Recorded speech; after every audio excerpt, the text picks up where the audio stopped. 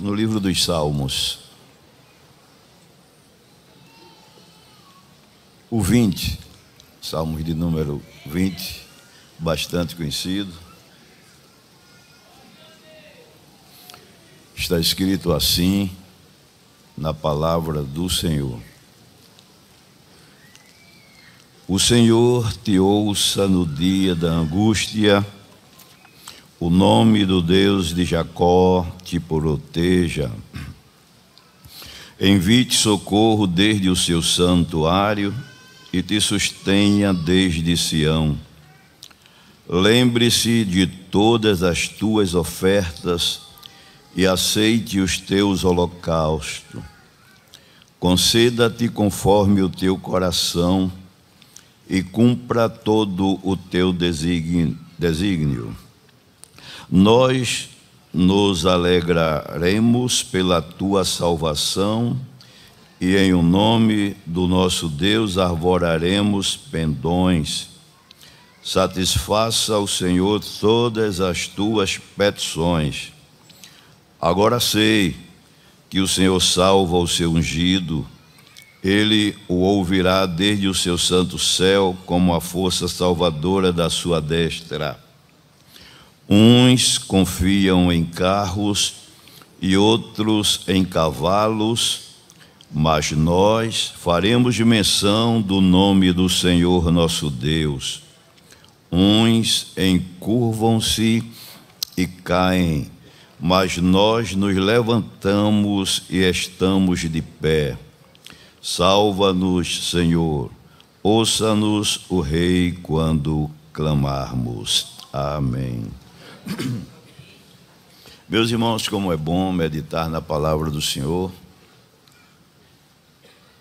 que é viva, que é eficaz, que além de ser direção para a nossa vida espiritual, a bússola que aponta para a vontade de Deus na nossa vida, é também alimento para a nossa alma, para o nosso espírito. E é muito bom quando estamos na mesa de Deus com sede e com fome de Deus, porque a gente se alimenta bem, porque Deus sempre tem o bom alimento para cada um de nós. O salmista disse: deitar-me faz em pastos verdejantes. E o pasto da mesa de Deus é novo, é verde, é nutritivo para a nossa alma, para o nosso espírito. E tudo que foi escrito para o nosso ensino foi escrito. E quando lemos este salmo aqui, é um salmo proferido por Davi em época de guerra, época de batalhas, um salmo que servia tanto de oração como também de cântico para os filhos de Israel. E quero me ater mais ao verso 7 e o verso 8, ainda que este salmo é muito maravilhoso, todos os versos é uma mensagem de Deus para o nosso coração, começando do verso 1. Mas o verso 7 diz assim: uns confiam em carros e outros em cavalos, mas nós faremos menção do nome do Senhor nosso Deus. Uns encurvam-se e caem, mas nós nos levantamos e estamos de pé. Claro que Davi estava em uma situação, o rei estava em uma situação apertada, difícil, de guerra, de batalha, e faz esta oração. E aqui, quando a gente vê nesse verso 7 e o verso 8, apesar de Davi ser um grande guerreiro, ele afirma aqui que para ele não existe fortaleza maior que ele possa confiar senão em Deus. Os carros e cavalos de guerra, os implementos tecnológicos de força bélica de então, não era suficiente, segundo as palavras dele, para tirar a sua confiança do livramento de Deus para confiar nos armamentos, na força humana, na força bélica. Por isso que ele diz aqui, uns confiam em carros e outros confiam em cavalos, mas nós faremos menção do nome do Senhor nosso Deus. Ele, quando a gente se lembra daquela batalha que o rei Ezequias enfrentou com Senaqueribe, rei da Assíria, e o mesmo pensamento de Ezequias, quando ele disse assim, com eles está o braço de carne, mas conosco o Senhor nosso Deus. A gente lê isso em 2º livro das Crônicas, quando ele estava sendo ameaçado por uma potência naquela época mundial, que era o rei da Síria. No capítulo 32 e o verso 7 e 8, ele diz uma coisa interessante para animar o povo que estava tenebroso. Ele diz: esforçai-vos e tende bom ânimo, não temais, nem vos espanteis por causa do rei da Assíria, nem por causa de toda a multidão que está com ele, porque há um maior conosco do que com ele. Com ele está o braço de carne, mas conosco o Senhor nosso Deus, para nos ajudar e para guerrear as nossas guerras. E o povo descansou nas palavras de Ezequias, rei de Judá, porque realmente não temos um outro guerreiro maior do que o nosso Deus para guerrear as nossas guerras. E a gente enfrenta batalha a todo momento, a todo dia, a toda época. São batalhas espirituais. As físicas, que é do dia a dia, que Jesus disse: no mundo tereis aflições, mas tende bom ânimo, eu venci. Essa gente vai lutando hoje, luta amanhã, sobe monte, desce monte e vai vencendo de força em força. Mas a luta espiritual, ela é muito perigosa, porque é luta com os seres espirituais das trevas que a gente não vê, e eles estão batalhando contra nós. Agora a gente não tem medo, porque o Deus de Davi é o nosso Deus, Deus de Ezequias é o nosso Deus.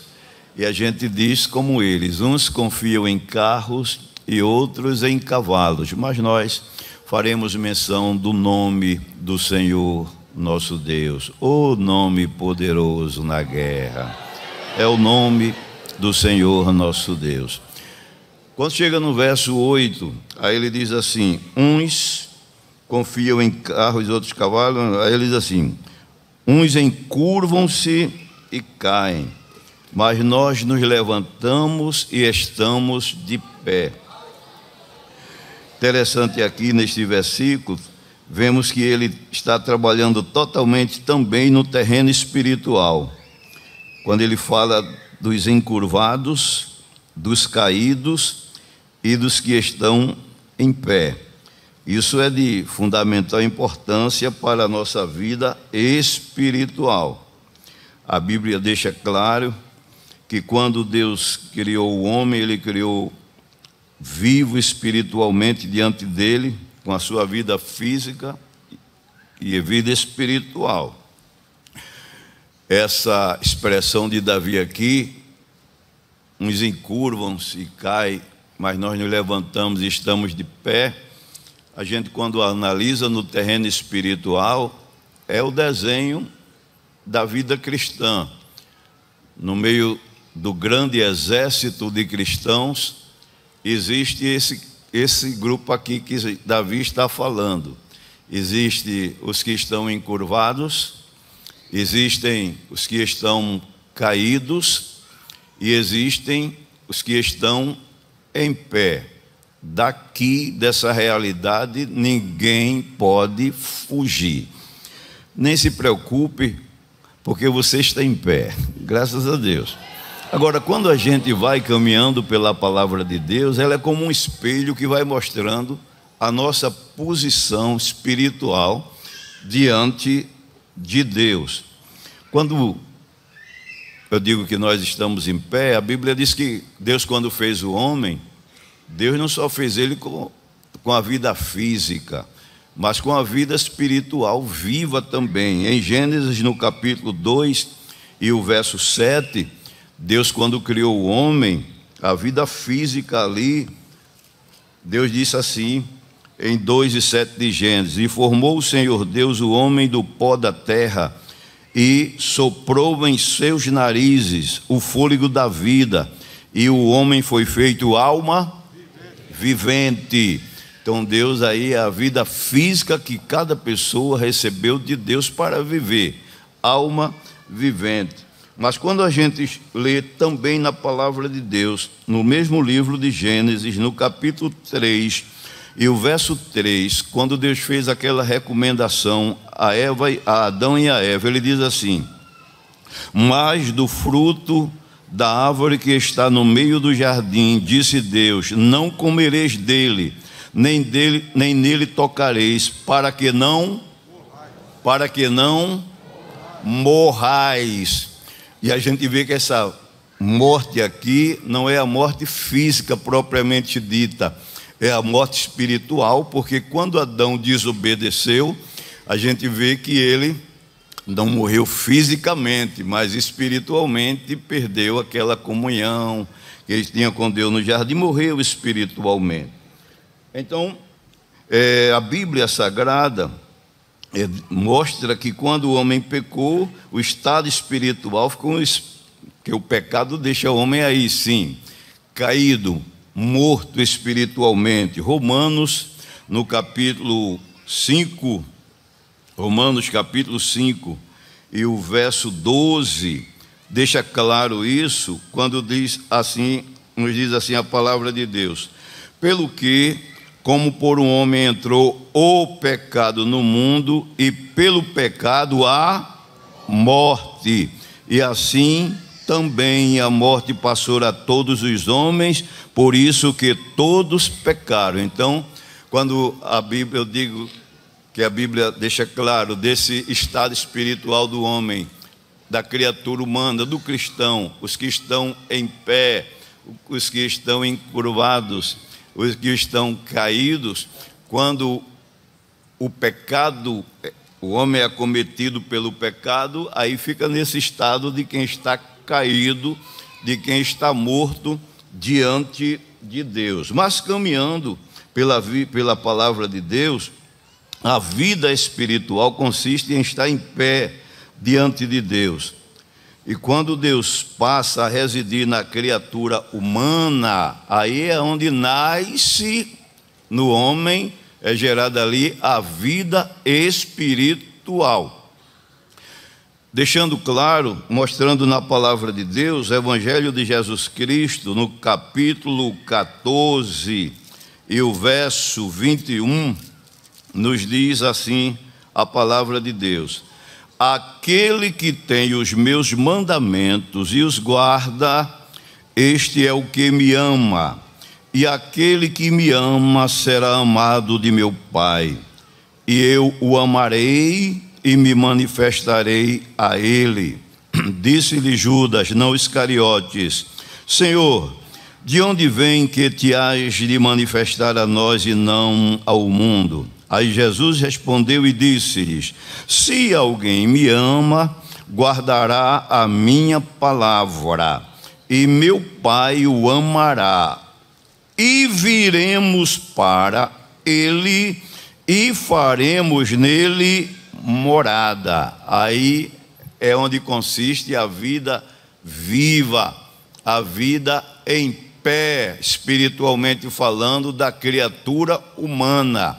Quando passa de um homem, de uma criatura natural, e aí passa a receber Cristo Jesus na vida, o Espírito Santo na vida, aí sim é quando se diz que a pessoa está em pé espiritualmente. A gente sabe que quando a pessoa está no pecado, não gosta de escutar esta verdade, porque quando se diz que está sem Deus, está morto. Por que está sem Deus? Porque está no pecado.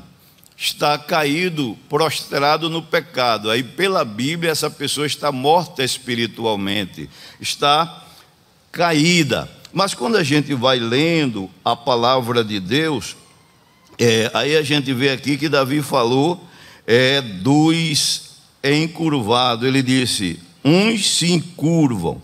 Quem está encurvado nem está caído e nem está em pé. Está numa direção, infelizmente, de queda. A visão é para baixo, os pensamentos é nas coisas da terra, o futuro é ser próspero na terra, esquece do céu. A visão é só para baixo.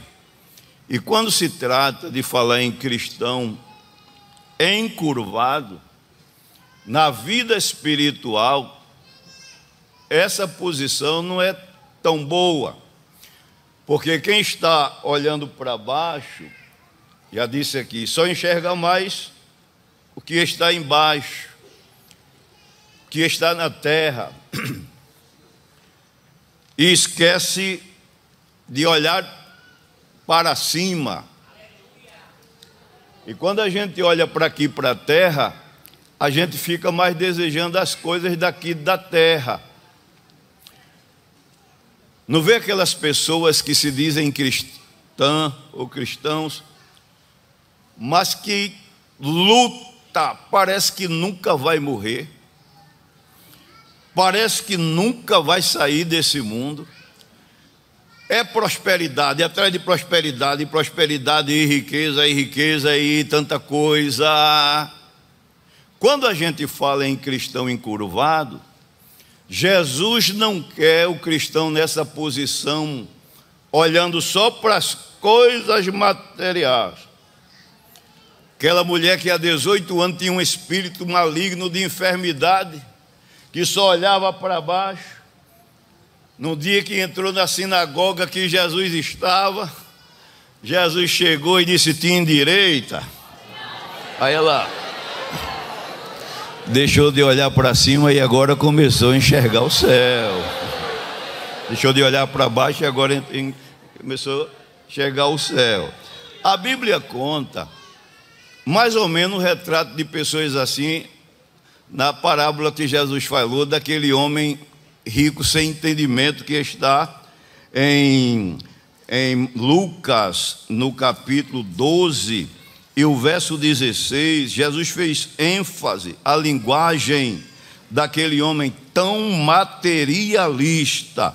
Eu não estou dizendo com isso que a gente deve lutar pelo bem, não negligenciar o bem-estar aqui nesta terra, de providenciar o que é bom para nós, para a nossa família. Estou falando daquela pessoa que tem a obsessão, que parece que nunca vai morrer, parece que nunca vai terminar a vida aqui na terra. Crente não pode ser assim, porque a gente está caminhando aqui na terra, mas o nosso alvo é o céu. Quem quiser herdar a terra, que herde. Nós vamos herdar o céu. No verso 14, aí diz assim, no verso Lucas capítulo 12, verso 16, ele diz assim: e propôs-lhes uma parábola dizendo: a herdade de um homem rico tinha produzido com abundância, e arrazoava ele entre si, dizendo: que farei? Não tenho onde colocar os meus frutos. E disse: farei isto, derribarei os meus celeiros e edificarei outros maiores, e ali recolherei todas as minhas novidades e os meus bens, e direi: alma minha, alma, tens em depósito muitos bens para muitos anos, descansa, come, bebe, folga. A gente chega a ver claro aqui aquela doutrina da prosperidade doentia. Mas Deus lhe disse, aí chegou Deus, louco, esta noite te pedirão a tua alma, e o que tens preparado, para quem será? Aonde estiver, disse Jesus, o vosso tesouro, estará também o vosso. É por isso que a gente aqui trabalha, aqui a gente prospera, a gente gera família, a gente faz tudo aqui, mas o nosso tesouro está lá. Louvado seja Deus. O que é ser um cristão curvado espiritualmente? É aquele que depois de ter sido levantado da vida de pecado e vivificado, volta a admirar ou em parte participar da vida de pecado de outrora.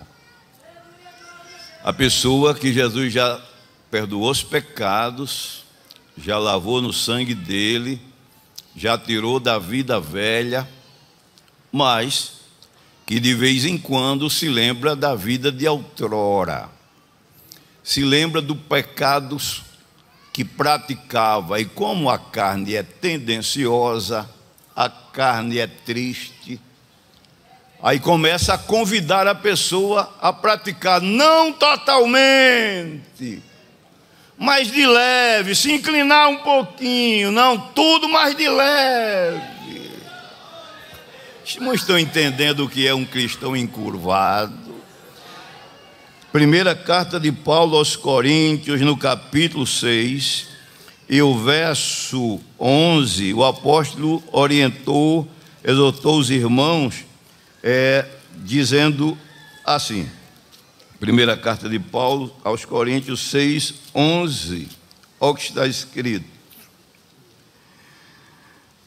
E é o que alguns têm sido, mas o versículo anterior diz as práticas de uma pessoa morta, de uma pessoa caída espiritualmente. É o verso 10, ele diz assim, não erreis, nem os devassos, nem os idólatras, nem os adúlteros, nem os efeminados, nem os sodomitas, nem os ladrões, nem os avarentos, nem os bêbados, nem os maldizentes, nem os roubadores herdarão o reino de Deus. Aí ele diz, e é o que alguns têm sido, mas haveis sido lavados, mas haveis sido santificados, mas haveis sido justificados em nome do Senhor Jesus e pelo Espírito do nosso Deus. Aí na segunda carta dele, Paulo aos Coríntios 5:17, aí ele diz aquela linda expressão, de sorte que quem está em Cristo, nova criatura, as coisas velhas passaram, ficaram para trás, e eis que tudo se fez novo.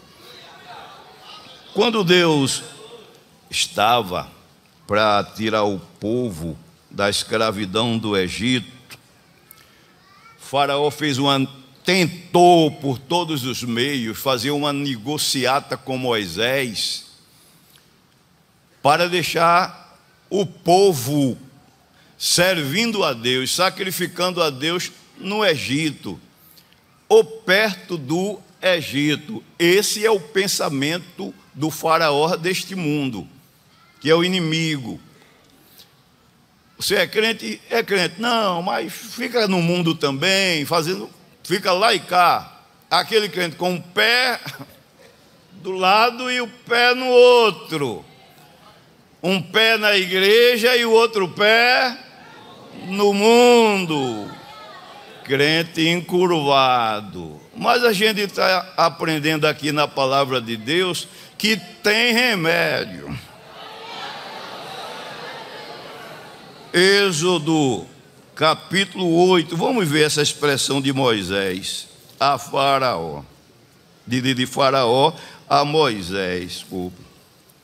No capítulo 8 e o verso 25, olha o que ele diz aqui a Moisés: Então chamou Faraó a Moisés e a Arão e disse: Ide e sacrificai ao vosso Deus nesta terra, aqui no Egito mesmo. E Moisés disse: não convém que façamos assim, porque sacrificaríamos ao Senhor nosso Deus a abominação dos egípcios, e eis que se sacrificaríamos a abominação dos egípcios perante os seus olhos, não nos apedrejariam eles. Deixa-nos ir caminho de 3 dias ao deserto, para que sacrifiquemos ao Senhor nosso Deus, como ele nos dirá. Então disse Faraó: deixai-vos ir, para que sacrifiqueis ao Senhor vosso Deus no deserto. Somente que indo, não vardes longe, orai a Deus também por mim. Ô irmão Faraó, para tirar alguém da lama, não precisa descer na lama, pisar na lama. Faraó continua fazendo acordos com cristãos, com crentes, que querem aceitar o seu acordo. Interessante. O acordo de Faraó para Moisés estar sacrificando, servindo a Deus no mundo, no Egito. Aí a Bíblia diz assim: não ameis o mundo, nem o que no mundo. Se alguém amar o mundo, o amor do Pai não está nele. Porque o que há no mundo é a concupiscência dos olhos, a concupiscência da carne, a soberba da vida. Não são do Pai, mas do mundo. Está na primeira epístola de João, no capítulo 2, verso 15 a 17. Aí diz: e o mundo passa com as suas concupiscências, mas aquele que faz a vontade de Deus permanece para sempre.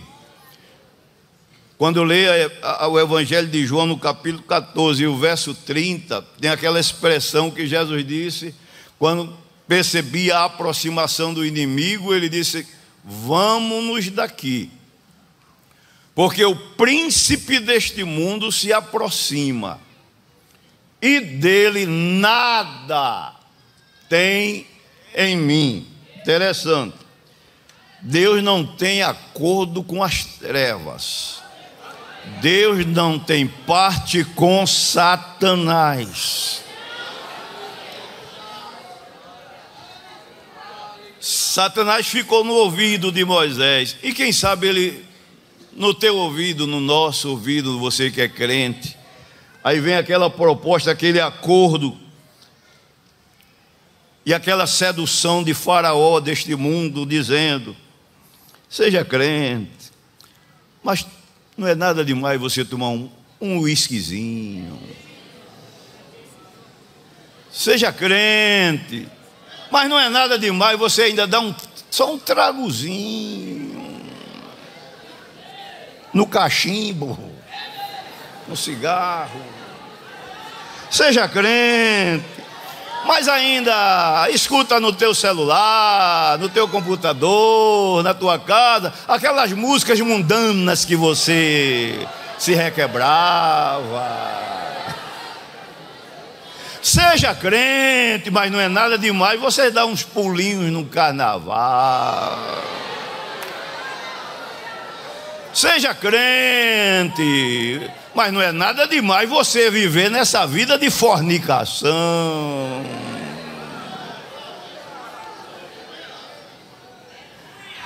Moisés disse: fica aqui no Egito, Moisés, com o povo, serve aqui. Moisés disse: não, eu vou ficar bem longe, é 3 dias lá no deserto. Faça o seguinte, mas fique pertinho do Egito. Não, é longe, é 3 dias no deserto. Estão entendendo o que é um crente encurvado? E outra vez vereis a diferença entre o justo e o ímpio, o que serve a Deus e o que não serve. Se você está atendendo esse acordo de Faraó, está encurvado, mas Jesus ainda endireita, crente para se aprumar espiritualmente. Vai recebendo a palavra. Glórias a Deus. O inimigo, ele não está tão preocupado com quem está caído. Já está caído, já está morto. Ele está preocupado com quem está em pé e também com quem já está inclinado, apontando para uma queda. Claro que nesse momento que a gente fala a palavra de Deus é a espada do Espírito, é viva e eficaz, mais penetrante do que espada de 2 gumes, penetra na divisão da alma e do espírito, e quando você vai ouvindo a palavra, ela já vai lá onde ninguém pode ir. Aí você já enxerga se está na direção da queda ou não.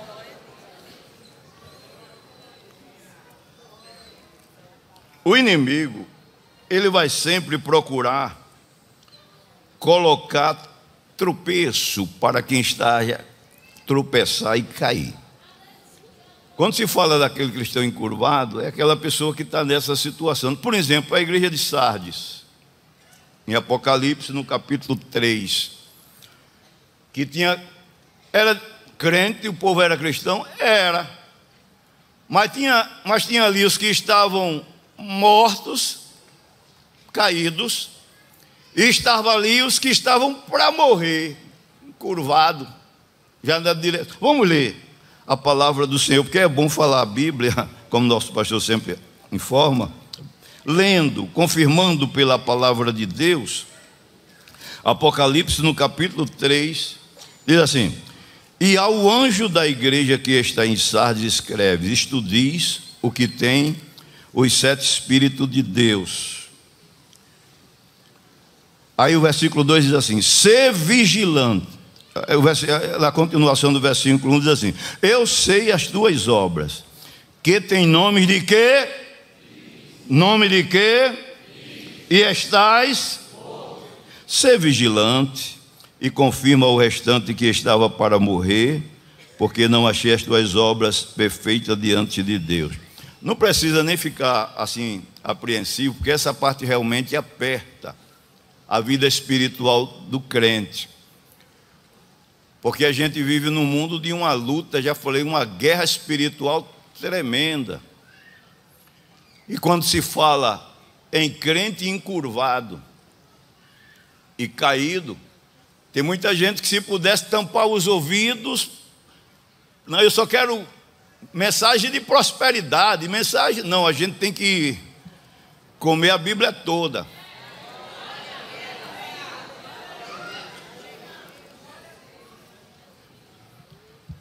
Jesus vem buscar uma igreja que está em pé. Louvado seja o nome de Jesus. Aí, na igreja de Sardes, tinha aquela pessoa que dizia que estava viva, mas estava morta espiritualmente. O que é uma pessoa morta? É uma pessoa que ainda está na prática do pecado, como ensina a palavra de Deus. Se der tempo, a gente fala na situação do crente que está morto, que está caído.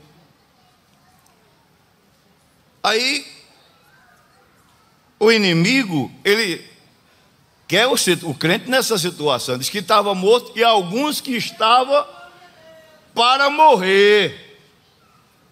Hoje existem muitas igrejas que já não se fala mais em pecado, em fornicação, em prostituição, em inveja, em ódio. Vai aí as obras da carne. E a Bíblia diz: quem comete tais coisas, em Gálatas 5:21, não herdarão o reino de Deus. Aí, o inimigo que sabe disso, ele quer deixar o crente dentro da igreja, encurvado, já caindo, ou então já caidinho, já morto. O crente que está no pecado, se prostituindo, em fornicação, claro, que no momento que eu estou falando a palavra de Deus, o Espírito Santo é vivo, já foi aí na consciência.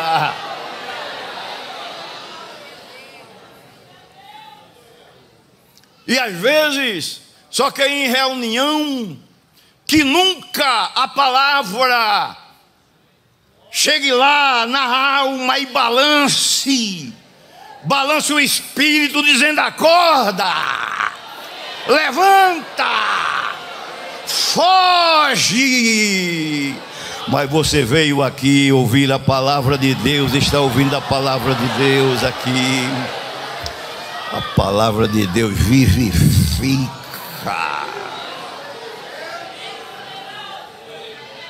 Porque eu digo que o inimigo, ele fica trabalhando para colocar tropeço para o crente cair, morrer espiritualmente, ficar caído espiritual. Ele usou Balaão para ensinar Balaque, colocar tropeço no caminho dos filhos de Israel, para eles tropeçarem espiritualmente e caírem. Vamos ler na palavra de Deus, Apocalipse no capítulo 2, e o verso 14 diz assim: mas umas poucas coisas tenho contra ti, porque tem já lá os que seguem a doutrina de Balaão, o qual ensinava Balaque a lançar tropeços diante dos filhos de Israel, para que comesses os sacrifícios da idolatria e se prostituíssem.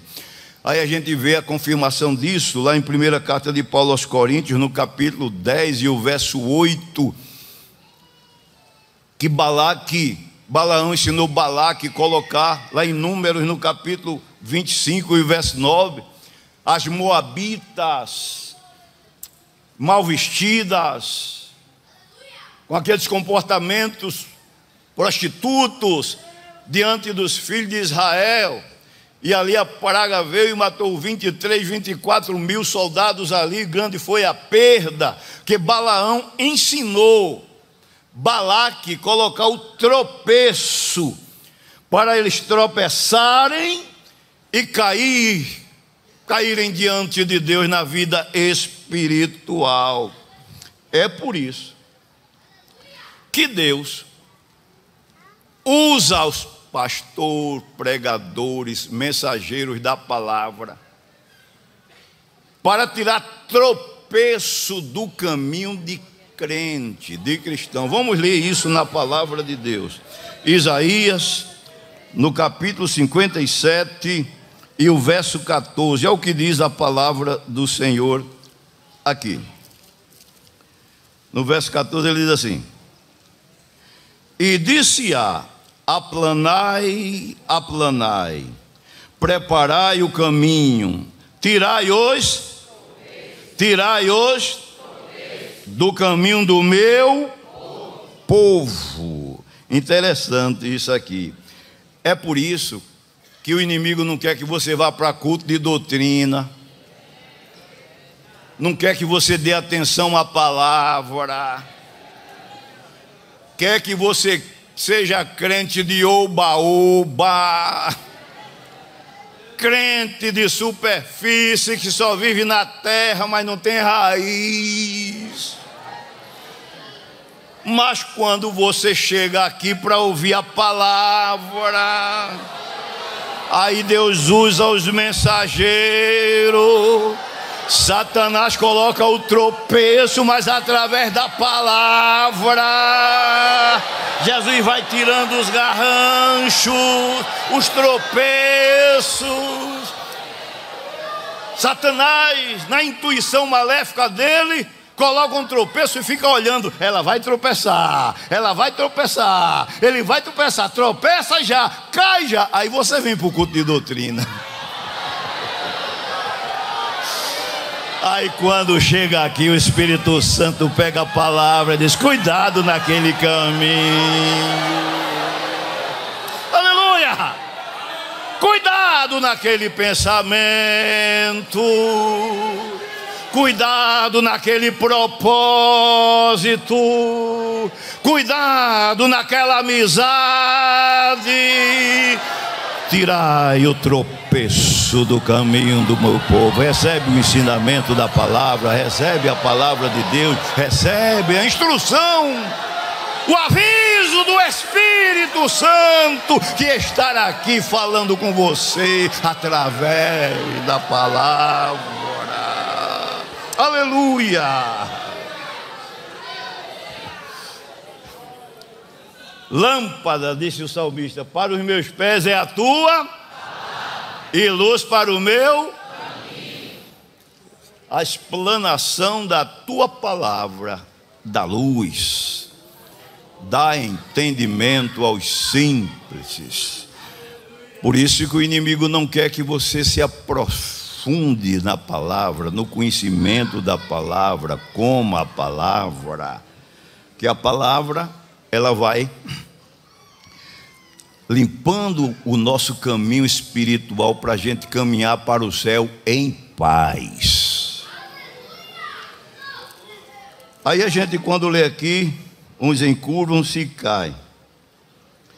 A palavra de Deus mostra também o estado espiritual dos que estão caídos. Claro que os encurvados, irmãos, já entenderam que é um crente tão encurvado. É aquele que aceita o acordo de Faraó. Eu sou crente, mas isso não tem nada demais. Aí começa a praticar coisas que antigamente praticava. E Jesus arrancou de lá, deixou para trás, mas de vez em quando vai no caixão do lixo e destampa. O lixo está lá. Deixa o lixo para lá. Jesus já tirou, já limpou, já lavou. Que não presta, fica lá para trás. Nova criatura em Cristo Jesus.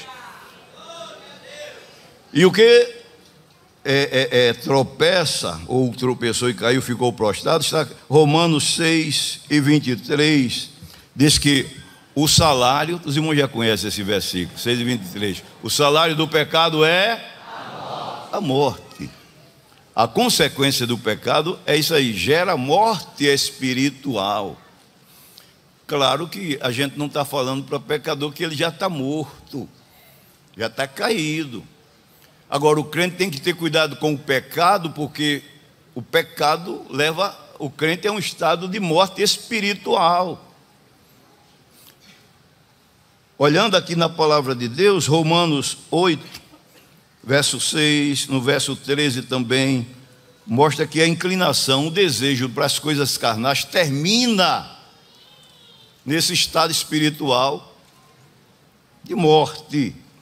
Tiago 1:5, ele fala a importância desse estado espiritual do crente. Vamos ler aqui na palavra de Deus, Tiago, no capítulo 1, e o verso 14 e 15, ele diz assim, o verso 13: ninguém, sendo tentado, diga de Deus sou tentado, porque Deus não pode ser tentado pelo mal e a ninguém tenta, mas cada um é tentado quando atraído e engodado pela sua própria concupiscência. Depois, havendo a concupiscência concebido, dá a luz do pecado. E o pecado sendo consumado gera a morte. Nós temos na Bíblia, claro, um exemplo disso na vida de Sansão.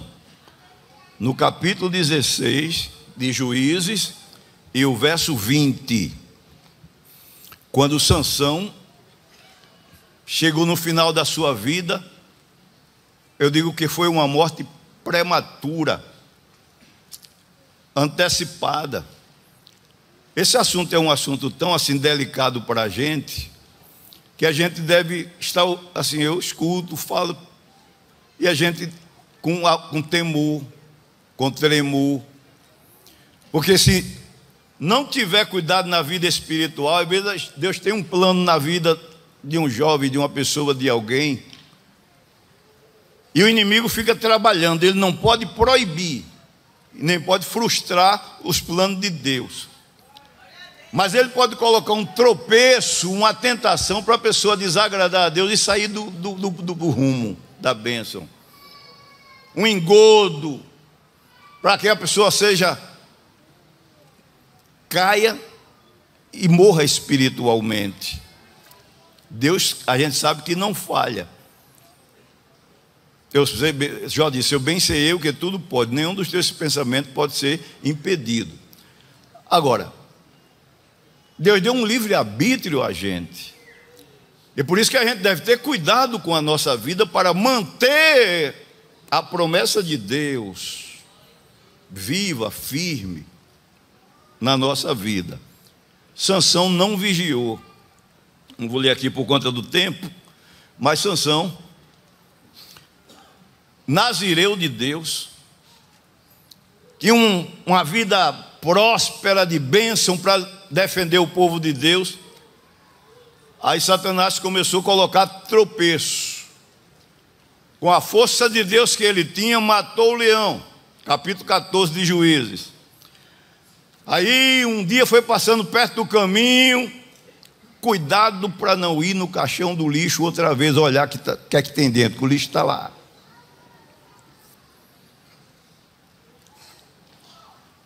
Aí ele foi lá olhar o cadáver do leão, não podia tocar no leão, no defunto, morto.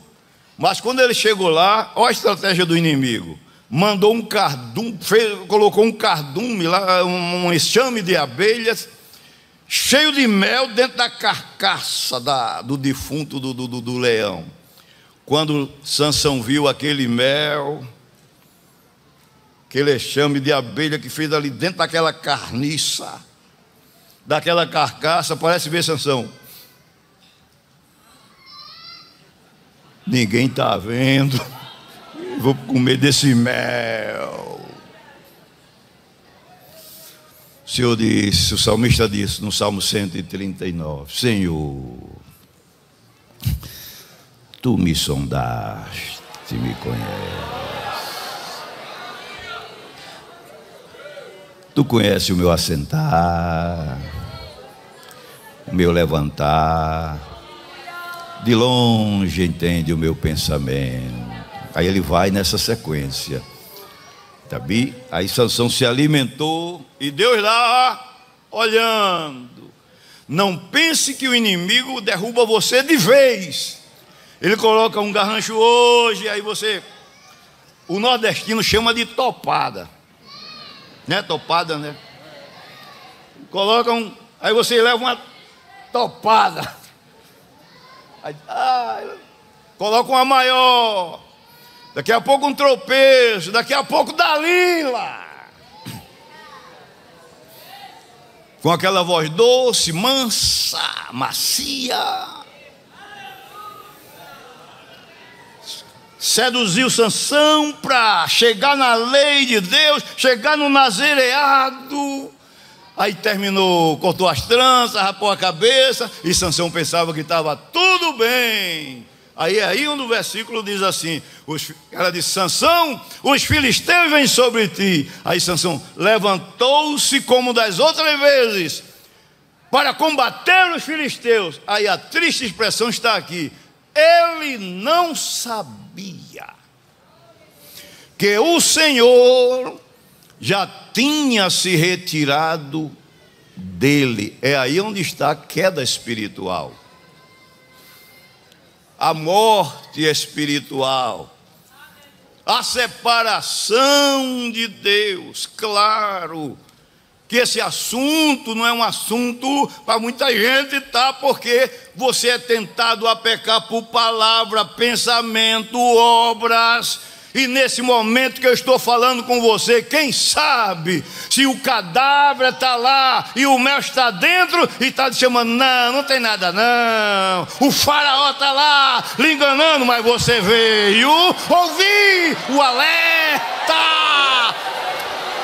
Teira laga sobre nevar. Da palavra de Deus. O inimigo não está gostando nadinha, porque você está escutando essa palavra. Mas recebe a palavra, come a palavra, te alimenta da palavra de Deus.